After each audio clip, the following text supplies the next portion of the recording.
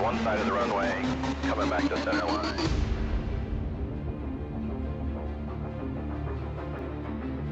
Go if your checklists are complete. You ready for flight? TCs go. Controls 1 go. EP1 go. Batteries go. Scribe 1 go. Scribe 2 go. Notice for flight confirmed. You are cleared for flight. Copy, picking up. Airborne, 30 knots. Safety Delta stop. 45, settling, take effective. Now, turn.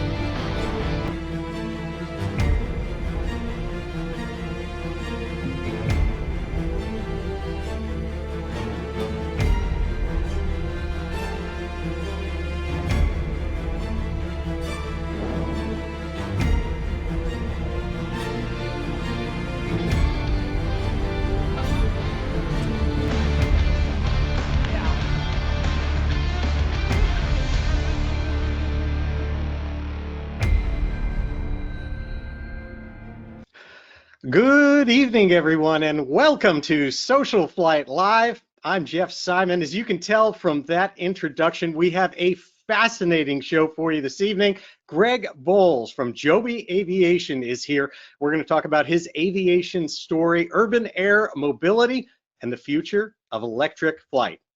Before we get started, just a few things. As winter recedes, the time has changed and we are moving into spring. Things are absolutely booming in aviation and in social flight. We have tens of thousands of aviation events and destinations. Just check it all out on socialflight.com and the free mobile apps for Apple and Android devices. We even have all these destinations and a personalized aviation adventure planner called our Destination Digest that you get when you do that as well. And in addition to that, for everyone out there who wants to get wings credits or is an aviation maintenance technician, or if you happen to be an A&P with an inspection authorization, there is still time for you to complete all of that and get all those credits there through SocialFlight's FAA Learning Center. We have credited courses that are available. All you have to do is go to socialflight.com or the mobile app, click on the FAA credit section. All the courses are there. It's all completely free, made possible by all the companies here over my shoulder that support SocialFlight, make all this available to you. And in addition, we have our Fly to Win Challenge. Our Fly to Win Challenge is where you can go and check in anywhere at a local airport. You get points for everywhere that you check in, every airport, and that makes it possible for you to, even with one check-in, enter into a drawing to win. And if you enter into multiple times, you get a whole bunch of check-ins, you get on our leaderboard, well, then you can get multiple entries into our challenge. We just gave away a Lightspeed Delta Zulu headset, and we're giving away another one on April 1st. We're always giving away things here at SocialFlight. So all you need to do, again, get that mobile app, check in, and you are entered in to win. It's all in the challenge section. You can see there in SocialFlight. Tonight's broadcast is brought to you by Aspen Avionics and the Evolution Pro Max primary and multifunction displays. We fly behind an Evolution 2000 system, that's 2 tubes in our A36 Bonanza, and also have one that's going in that Mustang that you see getting built right over my shoulder. It's got a beautiful panel with that includes synthetic vision, traffic, all sorts of cool things. Terrain, you name it, it's all in the Aspen. What you may not know about those units is that they also have the optional ability to display angle of attack information. And back in December of 2024, the FAA issued a Special Airworthiness Information Bulletin, an SAIB, recommending that all general aviation aircraft get angle of attack indicators installed. And so if you're considering this, if you already have an Aspen, or if you're even looking for to upgrade your panel, that is all possible thanks to Aspen. And again, thank them so much for supporting SocialFlight. Now, there is a lot of talk about electric aircraft and urban air mobility, and that is vehicles that have the potential to revolutionize travel in and out of congested cities, as well as other situations. And in this technology race, backed by Toyota, Joby Aviation is the undisputed leader. I was privileged to spend time with Greg Bowles and my friend Katie Pribble at the 2024 NBAA show, which included a tour of Joby's amazing aircraft, and I am absolutely thrilled that Greg is here with us tonight to talk about all of this. Greg brings nearly 2 decades of aviation regulation and policy experience to Joby as their head of government policy. He came to Joby from the General Aviation Manufacturers Association, or GAMA, where he championed modern regulatory reforms for all of us, paving the way for a new form of daily air mobility. Prior to GAMA, Greg's experience included aerospace engineering for both Cessna and Sikorsky. He is a fellow of the Royal Aeronautical Society and an accomplished commercial airplane and helicopter pilot with over 1,300 flight hours in a variety of aircraft and helicopters. Please help me welcome to Social Flight Live, Greg Bowles.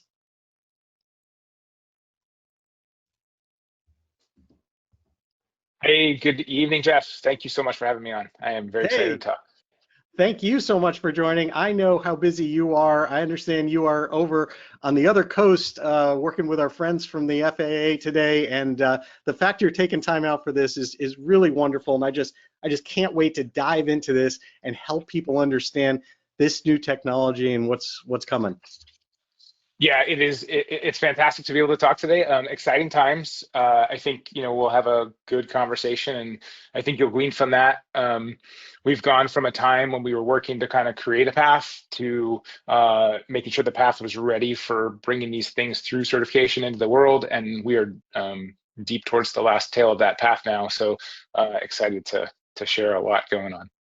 Let's start with a little background for people to get to know you, because you really do have a fascinating background that brings this experience of both traditional airplanes, helicopters, and then getting involved in the regulatory side. So it seems to be everything: the engineering, the politics, let's say, and regulation making. Tell me a little bit about how you got here. Yeah, so I guess as a young guy, I was the person that would walk around trying to get his friends to put his arms out and walk like a bird, like, hey, follow me, this is how we walk. But I kind of had my sights set on becoming a pilot pretty early. So by age of 9 or so, I was mowing lawns to earn money, growing up in the Cleveland area, and went and found a local flying club and was able to spend that money on learning to fly at around age 15. Over the years, got an aerospace engineering degree. Interestingly, there's a pinnacle moment there early on in school where I had a professor. I loved my education. I went to Embry-Riddle, great place for lots of aviators to be together. But I had a professor say, hey, so the things that are going to happen in aviation have kind of happened. You guys are in the refining business, and you're going to make things better and better, and that'll be your career. You'll probably work on a wing spar, I think is what the statement was. And I was like, whoa, that sounds terrible. This sounds horrible. And I'm just like, I can't get rid of the smile, because that's not our world, right? We are living in this next era of propulsion, like the electric era, and it's pretty exciting times. Yep. Anyway, yeah, go ahead. Sorry. It's fascinating to me that that someone would have that perspective. I think it is true, of course, that lots of people throw out that concept that we went from the Wright brothers to supersonic flight in such a short period of time, and yet since then it's all been about really just efficiency. But tell me a little bit about why that is starting to change. Yeah, so if we were in the 1950s and we said, this is the jet age, everybody, it's going to be pretty cool, I think it'd be pretty apparent that jets are fast. And then the next thing you'd say is jets go high, and you kind of say, like, well, that lets us, then we need to pressurize and change the shape, and there's going to be some differences in the way we control the flight because of the speed and the altitudes. We're going to need hydraulic systems and modern avionics as we move around the world. So that kind of drove a very interesting trajectory into aviation we understand and love. So all of the piston stuff is thriving. The jet world is amazing. And we've got like a third new leg developing here, the electric propulsion piece.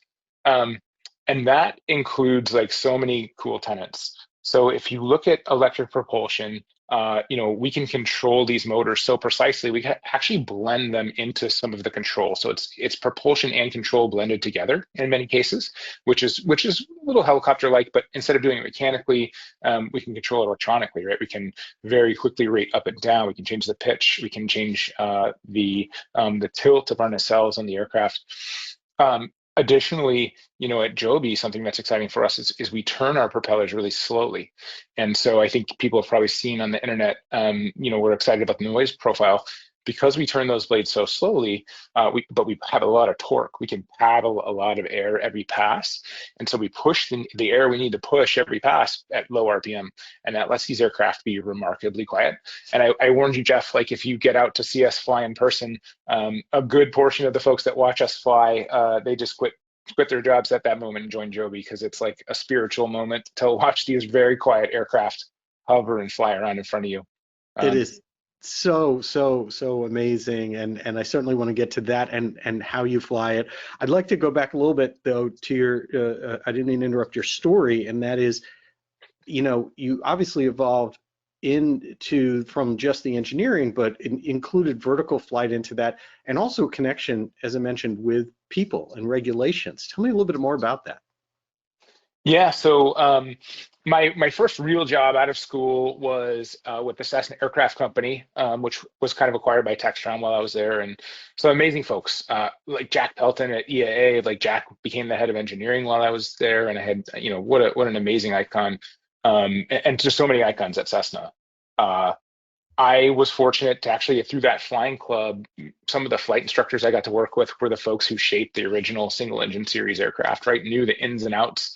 And I swear, while some of them, you wouldn't want to get in a car because it didn't seem safe for them to be driving cars at their age, somehow when you get in the plane, like, I'd be flying and struggling in the Wichita heat, and they would put their hands on the controls, and like the turbulence would subside and everything would be right in the world. And you just think like, this is the way it should be, right? These are where these folks should be.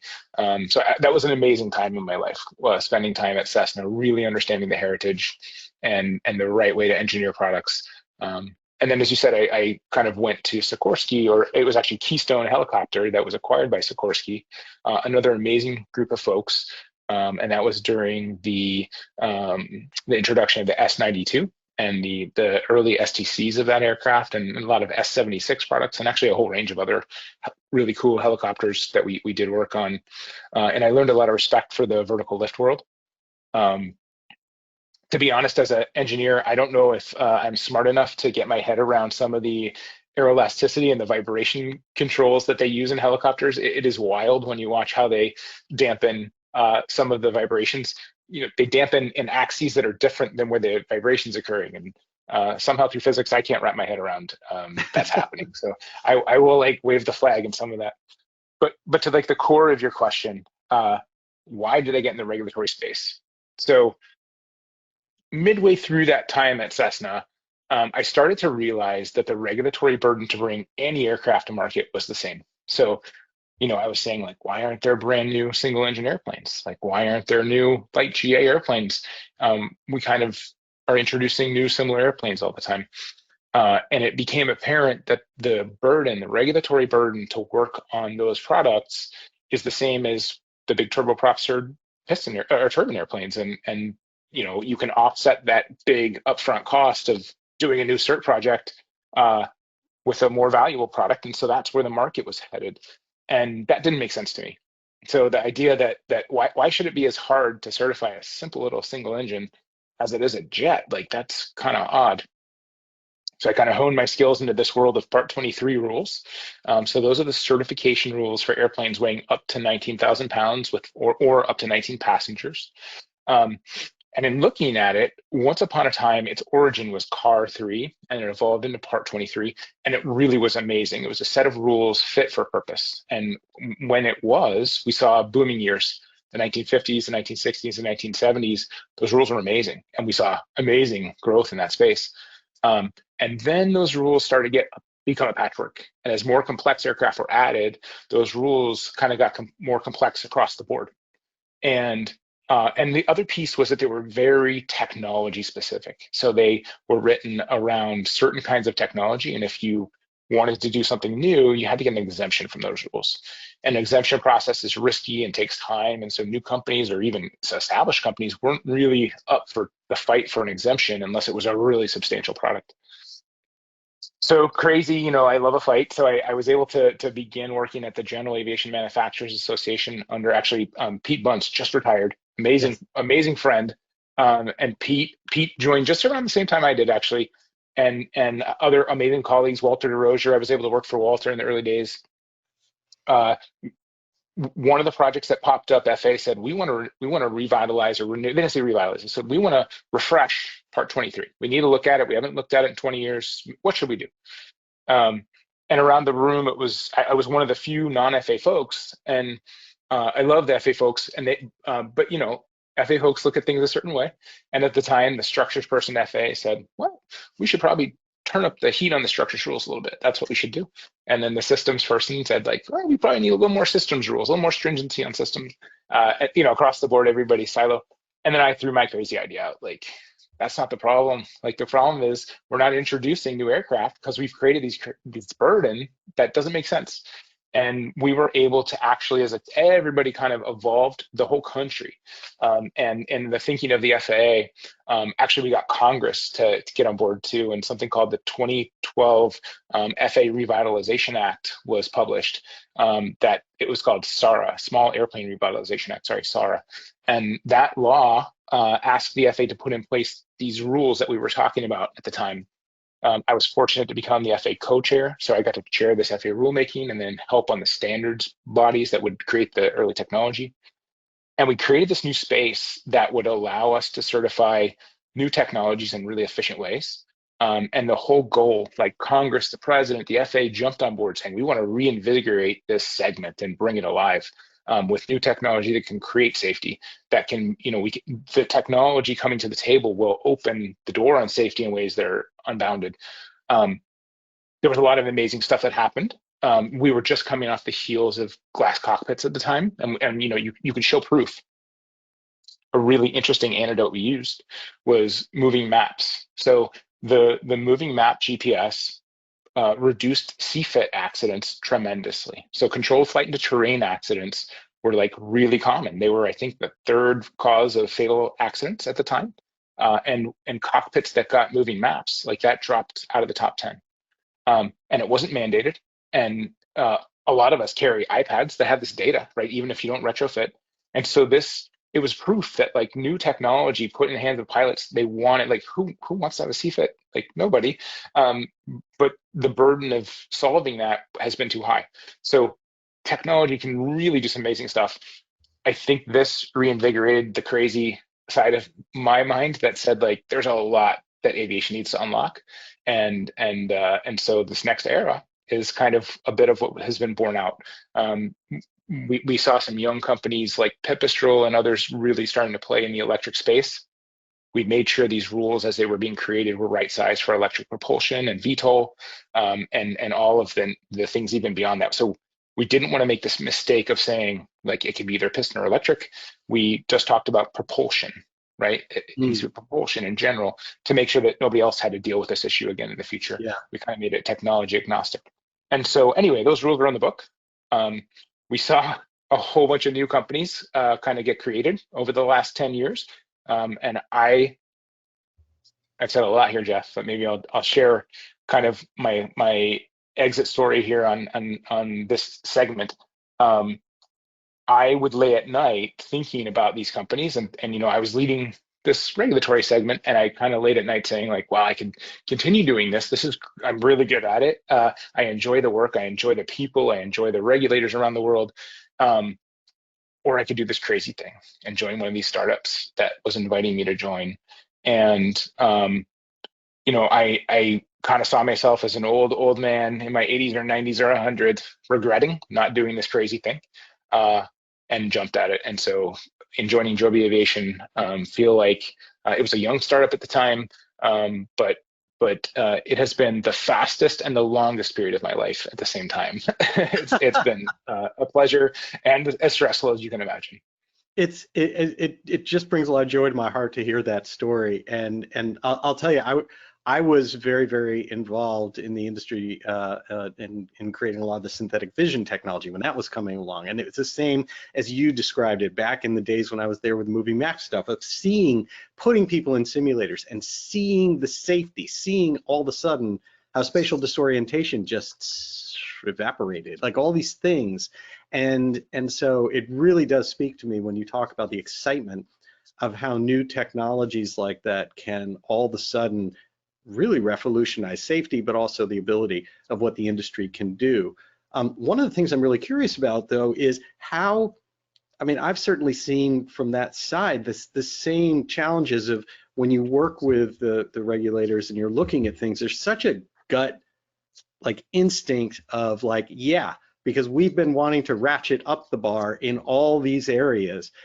How do you balance that and somehow come back to things that are achievable to demonstrate instead of tests for tests' sake almost in some cases that hold back so many companies?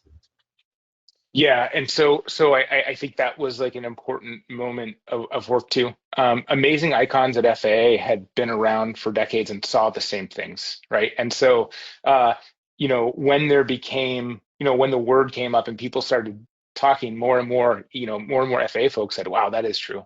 Like, that is right. Like, wow, we often can't do these things because of this. And we would love to see these new technologies instead of an aging fleet. We would love to see reinvigoration instead of people kind of dwindling away in aviation. Let's bring these airports back alive.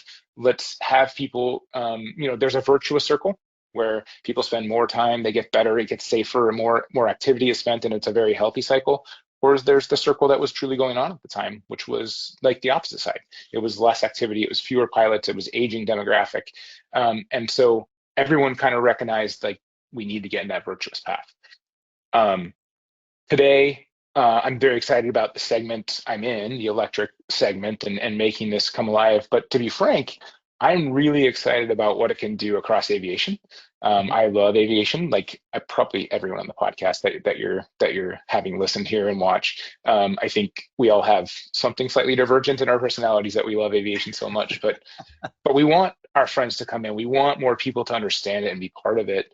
And so my hope is that as this segment really is attractive to a lot of young folks, I mean, we do see that. We see a lot of really young people excited about this. We see a lot of university programs growing in aviation. I think it acts as a huge benefit across the board, right? It brings the best and the brightest folks into the space. It brings new investment and new excitement. It reinvigorates those airports. It lets more people carry the burden of keeping aviation alive. So I know you'll have more conversations with folks, but I think that's what's really important about this is the segment, just like the jets did, like the Pistons didn't go away. The Pistons got better and the jets got better. And hopefully this work like across the board has a benefit as well. That's the big hope, I think. When we were out at NBAA, there was, of course, the big announcement there that was regulatory in nature. So to help people understand what has now been announced regulation-wise and how this new generation of aircraft are going to be certified. So what you need to do to bring these aircraft into space, like it has always been my opinion that you don't want to kind of try to go around or bypass the regulations. That's a very short-sighted idea. What you want to do is kind of work with the regulators. You want to, if you have a key that doesn't quite fit the right lock, you need to just work to make those two things work, right? And so we have to certify the product in the FAA traditional certification path. We have to stand up like commercial operations that fit in the traditional integrated airspace. And that means we have to have the right equipage, and we have to have the right kind of interface with the system, the pilot on board in our case. And then you need to look at the commercial operating rules and the airspace and the air traffic, and airport integration as well. So all of those pieces are important. And the announcement you're referring to, the FAA issued a special federal aviation regulation, an SFAR, and that is kind of like the Rosetta Stone for our segment. What it does is it says, if you're this powered lift aircraft, in some cases you should be treated like an airplane. In some cases you should be treated like a helicopter, and in some cases maybe novel in a new way.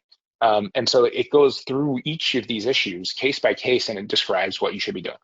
So it says, for example, with respect to fuel reserves, it tells us to maintain 20 minutes of fuel reserves in the VFR environment, like you would see in a helicopter. With respect to training, it kind of lays out the training regime for existing airplane pilots or existing helicopter pilots to take a course and transition into this space with the right kind of category and class rating.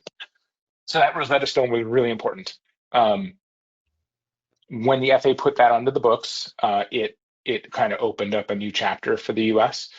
And now we sit at a point where the kinds of products that we are designing and training pilots for integrate pretty smoothly into the airspace.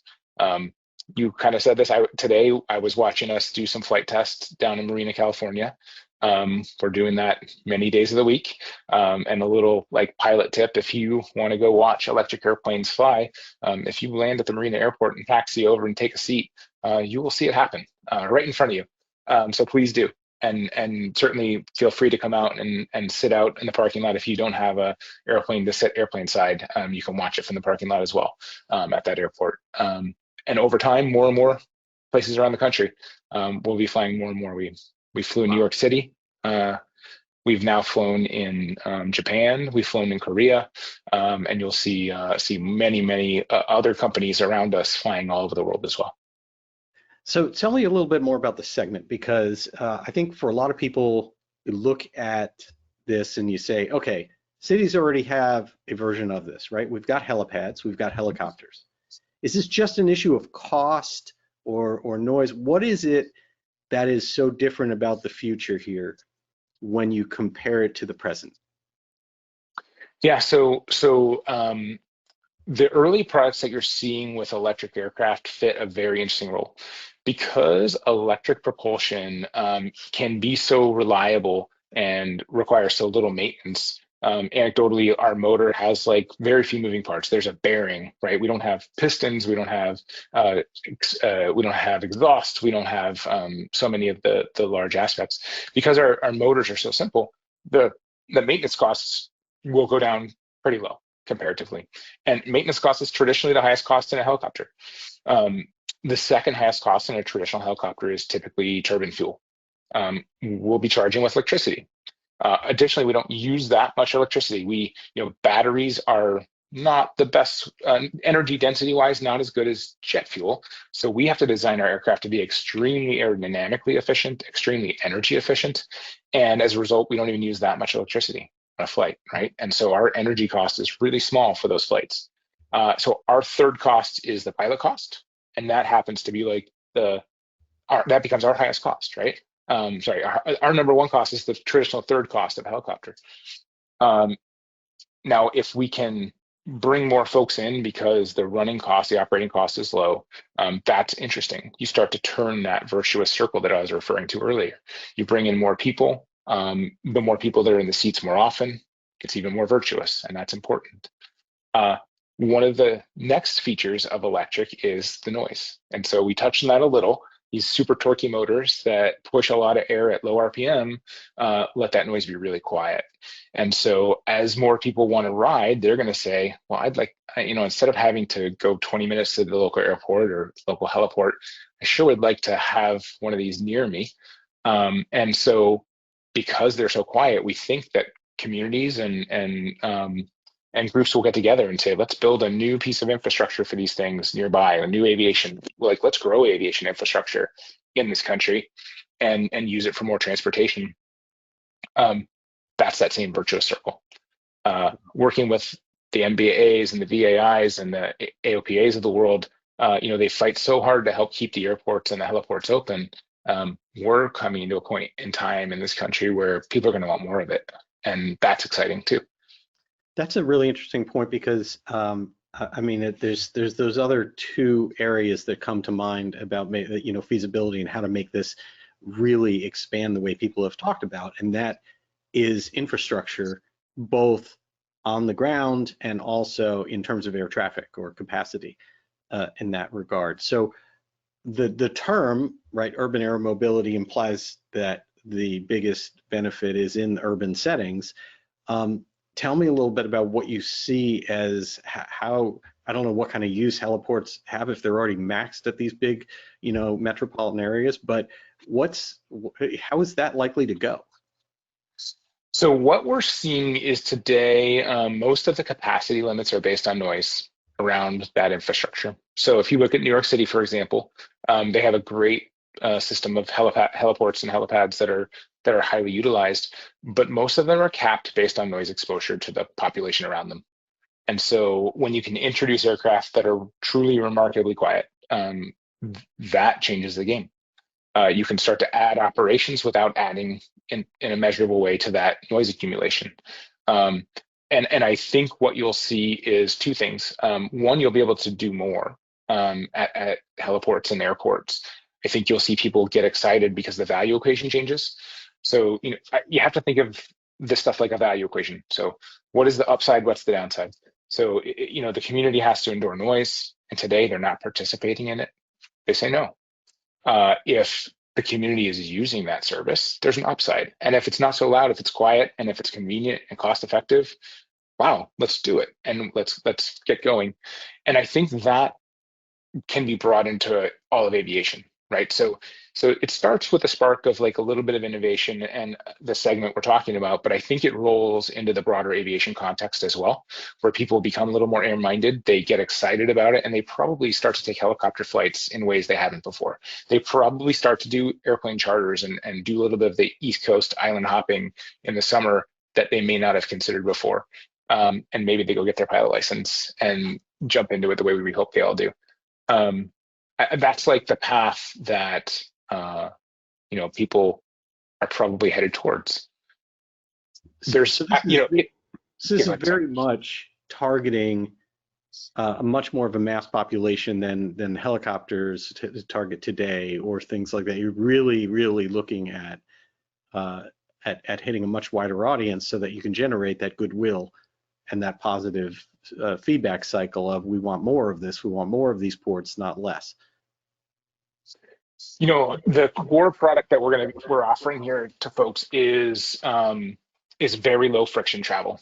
And so what that means is you open the app, either the Joby app or our partner Uber, the Uber app, and you say, I'd like to fly from JFK to a Manhattan heliport.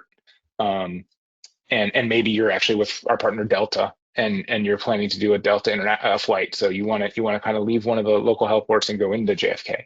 And so you'll kind of hail the ride.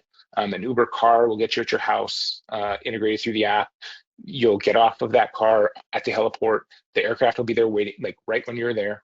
Time to work out well. The other folks who might be in that airplane with you, that little Joby aircraft with you, will be arriving around the same time. We don't want you to wait more than a minute or two. And then the flight will kind of go off 7 minutes into JFK from Manhattan. And we're going to try to get you right to the gate by Delta, right? So that you can very quickly get through security onto your flight in a seamless and efficient way. That's the experience that really changes life. That's like the North Star. I think everybody would expect it'll be work to wiggle into that space, but that's the experience we're all really working hard to create for society. And I think when you look at the cost, we're going to do that at around the cost of an Uber Black on a per mile basis, right? And so that is the big unlock you're alluding to. When you can say, I could sit in Manhattan traffic for an hour and a half in the Uber Black, or I can do this in 7 minutes at around the same price. Our belief is that we'll be capacity limited in the early days, like production limited. And over time, people are going to say like, well, I learned to do this on the airport run. That was amazing. And now I can, if I'm on the East Coast, in the DC area, I can go from maybe like Easton Airport out to the ocean for the afternoon and visit Ocean City or Cape May for the day and at the cost of an Uber Black. It's going to change the way people spend their time and the way people where people live, over time. Along this line of thinking, I spent a lot of time looking at how transportation tools and technology has affected us over the decades. One of those things that is interesting is there's a gentleman named Marchetti And there's something called the Marchetti constant, and it's a transportation measurement. And what it says is that humans, we like to migrate about 30 minutes away from our home in the morning and spend our day. And then we like to be home in 30 minutes. Like that's a really comfortable time. During COVID, when we were all stuck at home, we wanted to get away, right? We're like, I gotta get out of here. But if the commute or the trip is more than 30 minutes, it's kind of annoying. 45 minutes, an hour, more than an hour. Don't want to do that every day. And that has always, interestingly, been inherent. So when we had our feet, cities were about 1.5 miles in diameter because that was like 30 minutes by foot. When we had horses, they were like 3 miles in diameter. So if you look at like walled Beijing or old city Paris, they're like 3-mile cities. Trains came online and we saw like Chicago's of the world, they're 10-mile cities. And for the last 100 years, we've used cars. And cars give us 15-mile cities, like 30 miles an hour average gives us a 15-mile, 30-minute commute. So like Atlanta is a typical car city. What we're talking about here won't be day one, but over time, as this becomes a little more ubiquitous, your circle of economic activity is going to change to be 80 miles, right? So, living in the Washington, D.C. area, it means you might actually live in Richmond and commute into the city. It means these 80-mile circles are like a grocery run. Your spouse may say, hey, can you run and grab some milk? I need you to go 80 miles away. And that's something you'll do a little more spontaneously. Whereas today, that's a planned trip, a month later. And so this is really the power that the US is starting to compete in. And a lot of the globe has recognized how important this is. And so when you hear some of the politicians and some of the new leadership at FAA talk about how important the segment is, this is a bit of that. And I think this is also where I believe all of aviation starts to hit its stride, because as everybody wants that kind of movement and that kind of distance and that kind of life, it really lets us be something new in the country. Yeah, that is really, really fascinating. I'd like you to tell us a little bit about the aircraft itself, because that's the key to this. We started with a very wide net of an awful lot of companies promising awful lot of things. It felt like the old very light jet days, and now we've boiled down, and it's a very, very, very short list at the moment. And the real credible list is leading here in the United States, Joby, backed by Toyota. Tell me about the aircraft. Yeah, so look, Joe Ben Bevert is our chairman, founder, and CEO, along with Paul Sciarra, who is the co-founder with Joe Ben. They spent, since 2009 developing motors and batteries and electronics. Battery density is not, as I mentioned earlier, it's not as good as jet fuel. Like the energy density in jet fuel is great, and we don't use it that efficiently. So if you look at what we do with the turbine, we're dumping a lot of heat out of the tail. We're pretty lax in how we use the bleed air. Aerodynamics are good, but they're really not as slick as they could be. We really had to be cautious in weight, in aerodynamics, and in energy usage. And so because we wanted to make the absolute most out of the energy density that we have. From the Joby perspective, I think that means that what you're seeing here is we actually tilt the propellers in flight. So they are both a part of our flight control as well as a part of how we propulse and go into vertical flight on the aircraft. So when we want to be moving fast on the wing, those propellers are all forward. When we want to be hovering, you'll see them all up in a beautiful thrust-borne flight mode. And they actually live in between. And when you're actually controlling the aircraft, they don't move together. They move as flight controls, right? So they will move through a fly-by-wire system to give you the aerodynamic effect you're looking for. And that is pretty exciting. You can kind of see this picture. We're semi-thrust-borne, and there's a fully thrust-borne hover right there. I think you also saw some pictures of our surfaces. So we do fly on the wing. We're fully wing-borne in some parts of flight. We have, there you go. You can kind of see on the tail, triple ruddervators. We have dual ailerons on the wing, and that is based in the architecture of traditional fly-by-wire, where you have a lot of redundancy in the fly-by-wire going to redundant surfaces. And so you kind of think through high levels of reliability, high levels of redundancy.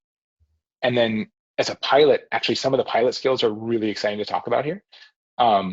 The way we fly this, we wouldn't expect you to, as a pilot, be flipping a lot of levers to tip the motors. We wouldn't expect you to be rating up and down the RPM independently. You're not going to be able to do that very well. So fly-by-wire does that job. And what the pilot does is the pilot gives intent about how fast and what direction would I like to go. This is not something that we invented. So there's a flight methodology called unified flight controls. It was actually developed after the Harrier program. There was a 30-year effort, super nerdy. The VAC Harrier program, VAAC Harrier program, was intended to develop what is the right way to control VTOL aircraft. And they came up with something called unified flight control. And that means that one hand controls speed or forward back, and one hand controls up, down, left, right. And unlike in a Harrier where those functions switch hands depending on how fast you're moving, in a modern VTOL, it's always the same. So this is how the F-35B flies. It's the flight control methodology in the F-35B. It lets the warfighter concentrate on things other than the machine-human interface, right? The pilot is saying, how fast and where do I want to go? Well, I've got a lot of other things going on. And in the Joby, it's the same way. So we keep you in a safe envelope. We let you say how fast and what direction do you want to be going right now? And do I want to be in a hover? Do I want to be on the wing? At what speed? If I let go, the aircraft will keep itself safe, and even in a hover, hands off, stays in a hover. That is not something I see in the helicopters I fly. And so you can imagine that the kind of the burden on the pilot is lowered. And that lets you do other things with your bandwidth, with your mental bandwidth. You get to pay attention to safety planning. You get to pay attention to kind of those higher-minded things that you learn over time as a pilot. Let's make sure navigation's good. How's the weather doing? What's my energy status? And really focus on some exciting things in that way. Now, I think you'll have two reactions as you learn this. You'll kind of say, like, wait a second, I like my tail dragger skills. Well, so do I. And they're not going anywhere. Like, tail draggers will be here, and we will all be able to prove how great of pilots we are without ground looping.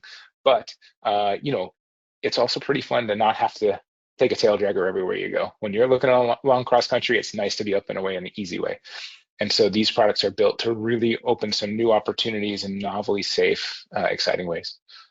I think that's really fascinating because, as you've mentioned as a theme all the way along, this supports regular aviation. I mean, to do this, especially in a way that provides confidence for the flying public as this expands, it's still a pilot. It's still someone that you think of, even if this airplane does not fly with those skills of a tail dragger. It still flies with an understanding of airspace and emergencies and responsibility and terrain and traffic and all the other things that really matter about having someone at the controls. And so I feel like it does support all this, and yet most people don't necessarily think of it that way. When I was with you out at MDAA, though, I got to get in it and actually see how this really works, and it's quite fascinating in how these, I guess, how simple in a way the controls are.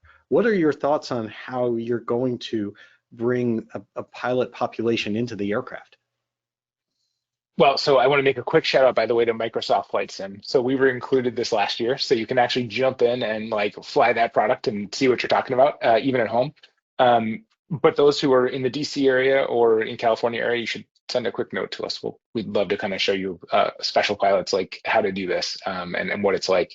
The alternative is to jump in an F-35B, and that's probably much harder. So we'd love to show you the Joby way. So I think that we are really excited about part of the SFAR that talks about transition training. And so existing airplane pilots, existing helicopter pilots can take kind of a condensed type rating with Joby or with other manufacturers, and then be given the category and class rating as they kind of build that proficiency in the aircraft, and will then be able to fly on the 135, for example, the Joby 135 commercial operation.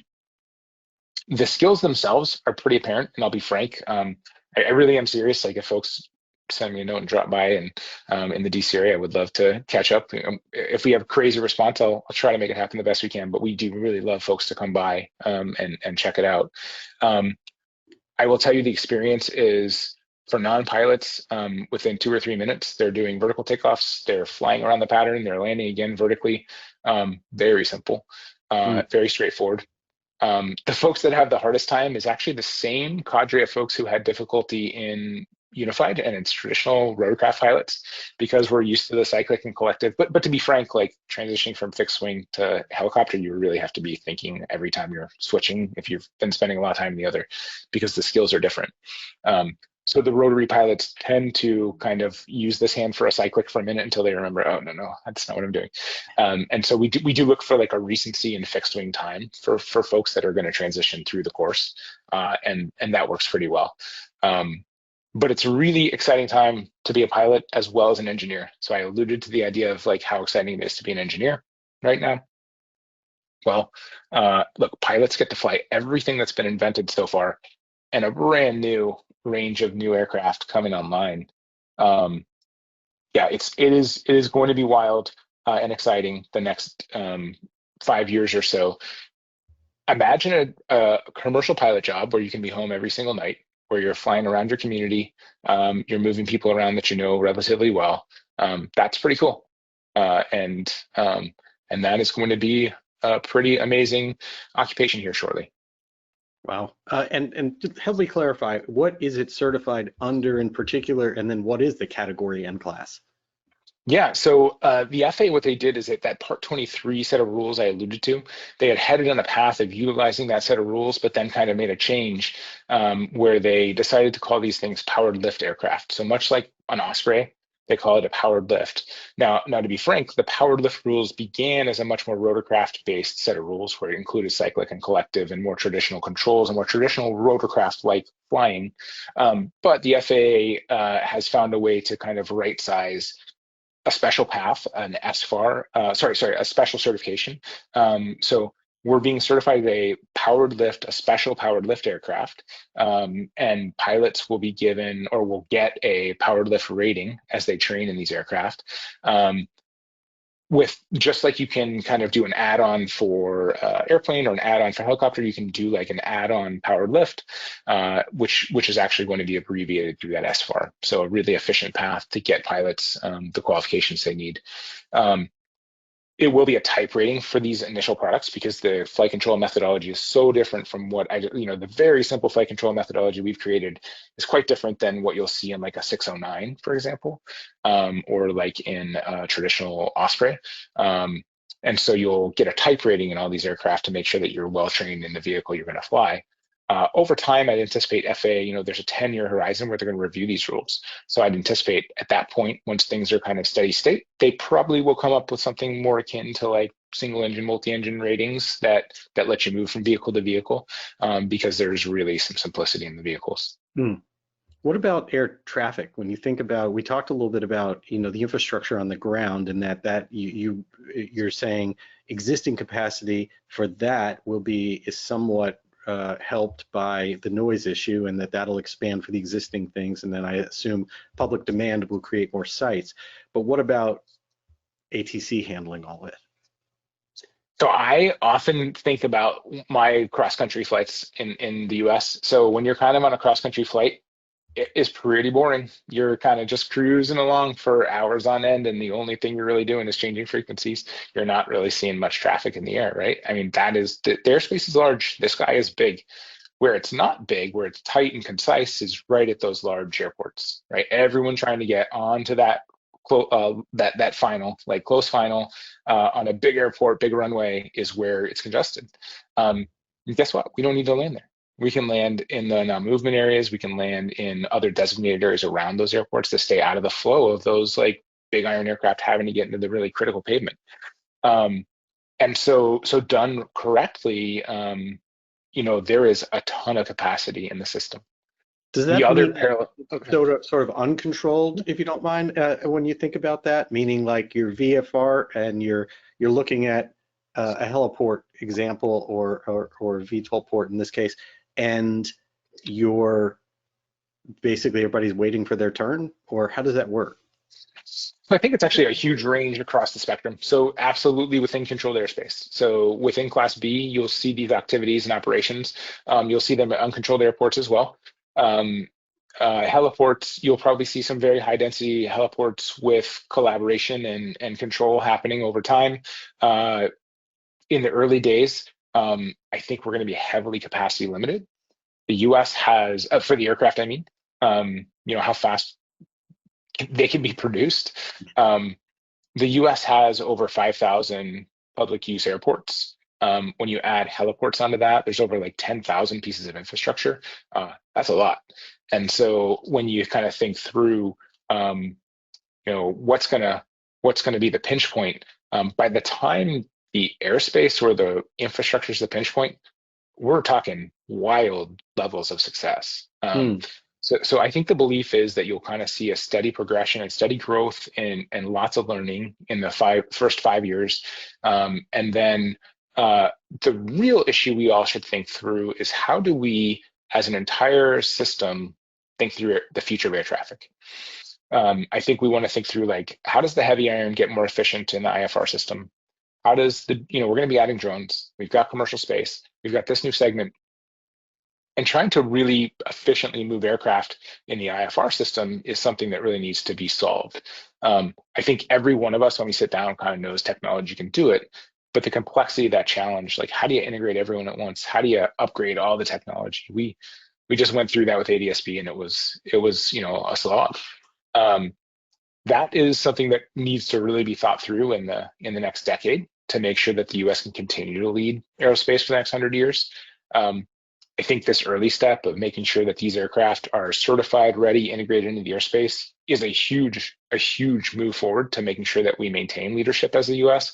But then the next question becomes, how do you really start to make sure that the economy of the future, that the goods and services people want through drone deliveries, that the transportation people are going to come to really hope for on a day-to-day basis can exist? And that's really important work that we need to think through. And I think we're starting to see people pay really close attention to where the airspace needs to evolve and air traffic system needs to evolve over time. So I think we'll all be part of that solution. Yeah. Well, so tell us a little bit about where Joby actually is now in your timeline, and what we all should expect from the future that we're talking about. So bringing these aircraft into being, the first critical step is FAA certification of the design. And so we have been working through that. Officially, we applied for certification with the FAA in 2018. Originally, we began working with FAA actually in like late 2015, early 2016. And so we've been doing this for years. We've moved through FAA essentially has 5 stages of certification. So the first is like, what are the rules that apply? So that became clear. Here's the rules that apply to the Joby vehicle, locked in place, signed off. Second is what standards are going to use. Like, how are you going to show that you met those rules substantially and safely? So those are, that's stage 2. What standards will you use? And you come to agreement with FAA on every rule, every standard is going to be used for every finding. And then the next piece is the certification plan. So stage 3 is, show me broadly, how are you going to certify all the systems and show that you met all these rules and show that you used all these standards, so you said, and then across all of your vehicle and systems and across structures and across the flight testing. You kind of go through all the certification pieces with your certification plans. And that's stage 3. Stage 4 is doing it. So where is your testing that lines up? Each of those certification plans has a bunch of tests that need to happen. Ground test, bench test, analysis, flight test. And so into the testing is stage 4. That's where we are today. So stage 1, 2, and 3 are complete. Stage 4, into the testing, we've now given the FAA about half of our test plans to be signed off, and the FAA signed off over a third of them. So I think 50-some% turned over to FAA, 30-some percent, 37 maybe, is now signed off by FAA. So we're seeing those sets of bars fill up right now, right, to get that stage 4 closed. And stage 5 is finishing those tests and turning over the reports. And so we're in that stage. So stage 4 and 5 are kind of completing. So we're coming to final agreement on all the test plans that need to happen and starting to execute those tests. What's interesting about that is you're moving from a world of like a lot of ambiguity. What rules should apply to these crazy vehicles, right? That's known. What standards could you possibly use to do this right? And that's known. How are you going to certify this? What is the broad scope of the certification plan? Known. What are the very specific tests? It really starts to look much more like traditional aviation when you get into like the tests you're doing, structural tests, earth and lightning tests, bird strike tests. So all the traditional tests, and then doing the tests. like very turn the crank work. Not easy. A lot of bandwidth goes into that. It's a lot of time to do, a lot of things to be tested, but that's where we are. And so we are really excited to be in this final sprint to kind of bring these aircraft across the line into certification. In parallel to that, we stood up our Part 135 air carrier certificate a couple years back. And the thinking was that there's a lot of things that happen when you stand up a new air carrier certificate. Your pilots have to get familiar, or the FAA has to be familiar with your pilots and the leadership of that organization. Your mechanics have to know the procedures and be familiar, and you have to build a set of manuals. And we didn't want to do that after. So, because we wanted to make sure that we could do this all together as soon as we certify. So that 135 is in place, and it's operating a Cirrus to make sure that we have all the people and the procedures and manuals approved for that. But when we built that 135, we did it in a way eyes wide open to the future product, right? So the FAA didn't think, hey, this is just a Cirrus forever. Very clearly knew the product we were all trying to get to, then the thing the FAA was really going to oversee. So the amazing folks at our I don't think we call it a FSDO anymore, but the amazing folks locally from FAA, they were on board and excited about building a manual set that could be used in those ways. And so that's ready to go. We have started to announce partnerships with Delta, partnerships with Toyota for manufacturing. I mentioned the Uber partnership. Overseas, we have partners with ANA Airlines. We have a partnership we just announced with Virgin Atlantic, which is super exciting. So we've been cautious not to get folks too overly excited about that part of the world, like the service that's coming and what it's going to look like. But the noise you're hearing from us is that it's time. So it's time for that part of the world to come alive because we're in the final bit of the sprint. So, you know, if you look at New York City, they've dedicated their heliports to this kind of activity, making sure they're ready for it. If you look at what's happening in California and LA, like you're hearing these conversations. Orlando has talked a lot about it in the Miami area. Dallas just had a large event at Verticon, and there was a lot of talk about what's exciting down there. So the country's coming alive around the world. There's a competition for the space. Everyone wants to be first. And so we are in that final sprint to bring this into reality. Wow. And what about the sort of last piece of the puzzle, which is the production certificate? You certainly mentioned the operation side and the certification of that, but there are plenty of companies that buy a type certificate that's existed for a while, and it takes a long time to be able to produce. Yeah, Jeff, you are a smart man. The PC, the production certificate, is a hard thing. One of the things we've done is we are a super vertical company. We build all of our batteries, our motors, our electronics. We build our own software. We build the airframes. There's very little we don't make. And we have been doing that through a production line that's going to be put onto the PC around the same time as the type certification. And that is not easy. So it's a big organization pulling through all the quality and oversight off of the production line. Today, our production line's in Marina, California. And that production line is sized to get to the size of about 25 aircraft a year. We also announced plans to do a larger production site in Dayton, Ohio. And so what you'll see is that our initial production site, we call it the pilot production site. That can be a little confusing because we're not making pilots there, but we're building aircraft there. So the smaller production site at home in California will always be there to make sure that we have the PC in place and maintained, and it'll have a lot of large equipment, but in small numbers, so we can mass produce that in all over the world, right? And so Dayton will be an example of that. We will take all of that equipment proven, in Marina and set it up in lines in Dayton, Ohio, so we can produce those aircraft. And so that is the knob that's being turned now, and you can really understand how substantial and important that is to turn that knob appropriately. As you get closer and closer to that type certification and commercial ops, you need a ramp because you need aircraft. But if you do that too soon, you can spend the resources you have too quickly. And so as we mature as companies, you're going to see what's happening at Joby now, where we're really turning those corners and really starting to bring this stuff into reality. And those production lines are humming and getting ready for PC. Fascinating. So how can people find out more about Joby Aviation, and then also even if they're interested in participating or joining, as you mentioned?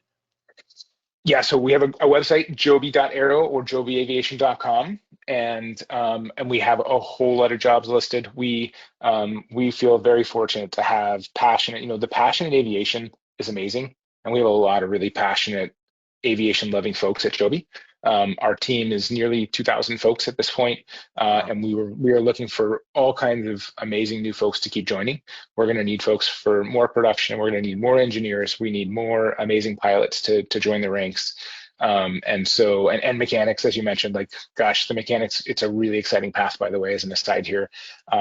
When we think through the job of being a mechanic in this coming world, it's a whole new range of skills and activities, and really fun to challenge yourself and learn that new skill. So incredibly important to bring some new mechanics into the space too.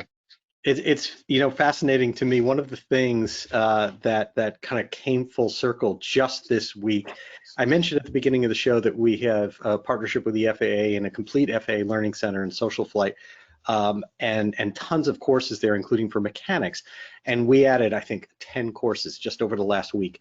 And one of them that really surprised me is that there was a dedicated FAA course now for mechanics on electric aircraft and urban air mobility aircraft, and starting to teach the safety aspects of working on them, the intricacies of working on them. Aircraft that very few of, except for maybe some pipistrel training aircraft, exist today, but the FAA is already training and giving credit to mechanics for that. I found that fascinating.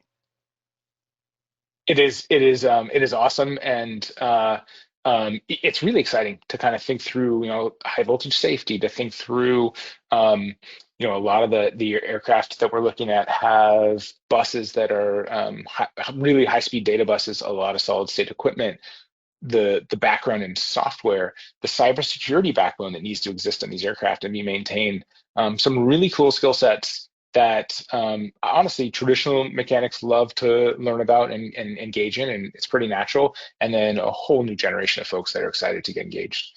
So it is exciting. I feel this crazy idea. This crazy lay in bed. Should I do this or not? Like, I'm really glad I did. And I think, like, everyone out there doing that tonight, like, you should do it. Jump on board. Like, let's get going. Yeah.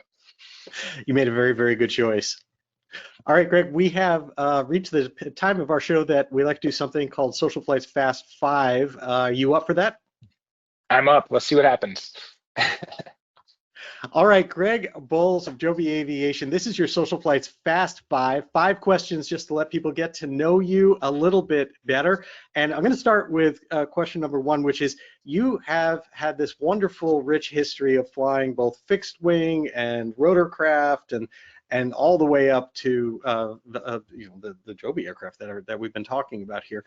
Out of all those, is there one that's kind of closest to your heart that from your past that kind of speaks to you? Yeah, it's a great question. I'll answer it as fast as I can. So in my memory, I think of the original Cessna 150 sitting on the floor with my legs straight out, up to like some more modern aircraft. I think of all those, my favorite was, I had the fortune to be part of a build of a Glass Air Sportsman in tail dragger configuration, and that is probably the most fun airplane to fly around. A close second is probably flying in the grass and in various rotorcraft.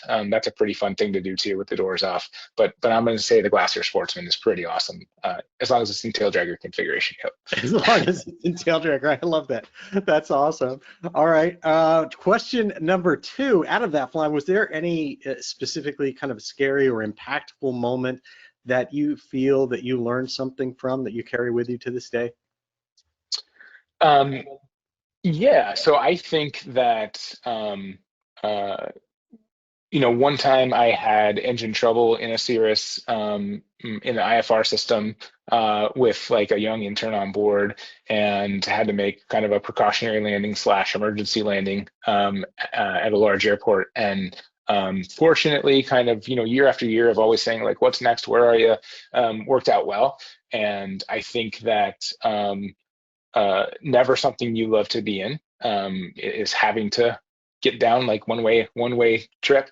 But I think it reinforced the idea, don't get lazy. Like, let's always watch our iPads. Let's always look around for what's next and where are we going if we lose an engine on a single.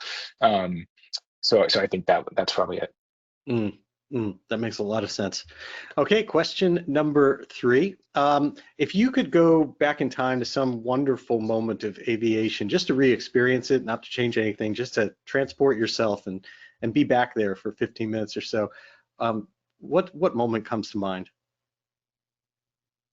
So I think having grandfather in World War II, and some of the stories, obviously harrowing, obviously amazingly brave generation of folks, but the opportunity to really do some high risk but well conceived things with people who want to, the best and brightest, who are going to help you succeed. I would love to be a pilot in World War II. That would have been amazing. Even a fighter, that would have been probably the best. Very cool. All right, question number 4. If you could go back in time and give some advice to your younger self in your teens or your 20s, what do you think you might say? I was given really good advice. So I had an uncle who flew for the airlines, and no offense to the airlines, he flew for US Air. And when I was in high school, I said, I'm going to be an airline pilot. And he pulled me aside and he said, listen, like, I don't love flying anymore. I used to love flying. Now it's not so much love. He's like, do something else, and you should be an engineer and then fly less often as your job. And I treasure that recommendation. And so I think I maybe rebounded a little too far. So I became an engineer and a policy guy, and I don't get to fly as often as I wish. So I think if I could talk to myself, I would say, like, listen to that advice, but take a grain of salt. Like, stay a little bit more on the controls and a little bit out of the policy and engineering. There's probably a really exciting walk there where you get to fly a lot more than I often get to. That makes a lot of sense. But I think you wound up in a good place regardless. Okay, our last question number 5. If you could choose anyone, alive or no longer with us, from history, anywhere at all, anyone to spend an evening with, who might that be? I think I would want to spend. I think I'd want to spend an evening with John Glenn. I think that he lived a wild life. It included, obviously, the space work. It included amazing times in aviation, but also in politics and navigating the life as a senator. And I think looking at where we stand as a country, some of the formative years and the really exciting times where we did bold things as a country and shaped foundations at a wild time like the jet age. I'd love to hear that firsthand through somebody like John Glenn, and then try to distill those thoughts into what we need to be doing as a country right now to make sure that we succeed where we are. That makes so much sense. I would love to join you for that evening. Well, Greg, we've come to the end of our hour. I have truly treasured it, and thank you so much. I hope that as things progress over at Joby, that perhaps you'll come back on in the future with some more news and updates and another opportunity to spend a little bit of time together. Jeff, you said the time might fly. Thank you so much. It did. I am excited to catch up again, and hopefully we have you watching an aircraft and maybe flying one of our aircraft here shortly. You got it, and I look forward to seeing you. You will have a big display, as I understand it, at AirVenture this year, and I certainly expect that we'll spend some time together there. Awesome. I'm looking forward to it. I'll see you all soon. Right. Thank you. Have a wonderful evening. Good night. And thank you so much for taking time out of your evening to join us here on SocialFlight Live. We will be off next week, but there's going to be content coming out if you look at our YouTube channel, because it is sun and fun time.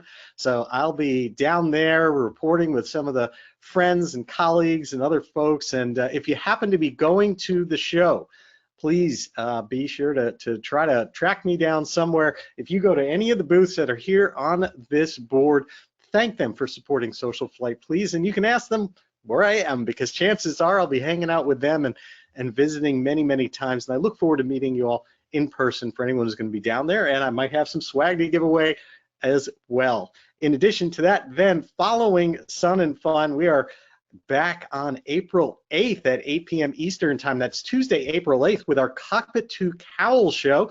Myself and Brian Schiff will be talking about improving your landings and maintenance of your landing gear. So that's Cockpit to Cowl, cockpit, the number 2, and the word cowl. It's a separate show to register for. Again, just go to cockpittocowl.com. And then we're back here at Social Flight Live on Tuesday, April 15th, with Juan Brown of Blancalorio. The channel will be talking about aircraft and accident analysis. He does such a wonderful job. We're going to talk about responsible reporting and analysis of aviation accidents, which I think is really, really important. And I truly admire the very factual and really informed way that he approaches everything. So that's Juan Brown of the Blancalorio channel. If you see that on YouTube, where he's going to be here April 15th.